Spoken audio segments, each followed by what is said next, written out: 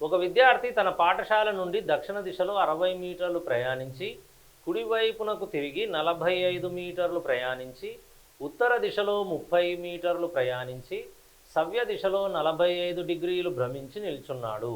అయినా ప్రస్తుతం అతను ఎటువైపు మొహం చేసి నిల్చున్నాడు? ఇది ఒక క్వశ్చన్ చూడండి, వెరైటీ కనిపిస్తుంది. విద్యార్థి తన పాఠశాల నుండి దక్షిణ దిశలో 60 మీటర్లు ప్రయాణం చేశాడు. ఇక్కడ ఉన్నటువంటి విద్యార్థి ఇతను ఏం చేశాడు? దక్షిణ దిశలో 60 మీటర్లు తన పాఠశాల నుండి, ఇది పాఠశాల అనుకుందాం, దక్షిణ దిశ అంటే క్రింది వైపుకి ఎంత దూరం వచ్చాడు? ఒక 60 మీటర్లు ప్రయాణం చేశాడు, 60 మీటర్స్ ప్రయాణించి కుడివైపునకు తిరిగాడు. ఇలా వచ్చినటువంటి వ్యక్తి కుడివైపుకు తిరిగాడు అంటే ఇది కుడివైపుకు తిరిగి 45 మీటర్లు ప్రయాణం చేశాడు, 45 మీటర్స్ ప్రయాణం చేశాడు. Very good. ఆ తర్వాత మళ్ళీ ఉత్తర దిశలో 30 మీటర్లు ప్రయాణం చేశాడు. ఉత్తర దిశలో 30, ఎగ్జాక్ట్లీగా ఇది 60 ఉన్నప్పుడు దీంట్లో సగం ఉంటుంది, ఇది 30, ఓకేనా? 30 మీటర్స్ ప్రయాణం చేశాడు. ప్రయాణించి ఇప్పుడు ఏం చేశాడు తెలుసా?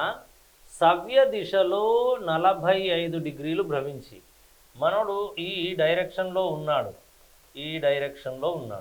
ఇప్పుడు సవ్య దిశలో 45 డిగ్రీలు భ్రమించి అంటే 45 డిగ్రీస్ రొటేషన్, ఇది రొటేషన్ అంటాం. ఈ 45 డిగ్రీలు రొటేషన్ అంటే కాళ్ళు తిప్పేసి ఈ డైరెక్షన్లో నిల్చున్నాడు. ఓవర్.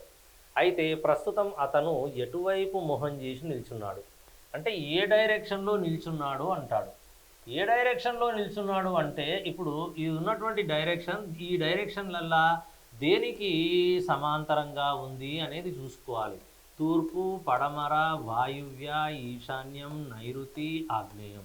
ఇది ఈ మూల ఈశాన్య మూల, ఇది కూడా అదే మూల కాబట్టి ఏ దిశలో ఉన్నాడు? ఈశాన్యం. కాబట్టి ఎటువైపు మొహం చేసిండు అంటే ఏం చెప్తాం మనం? ఈశాన్య దిశలో మొహం చేసి నిల్చున్నాడు, ఈశాన్య దిశలో ఉన్నాడు.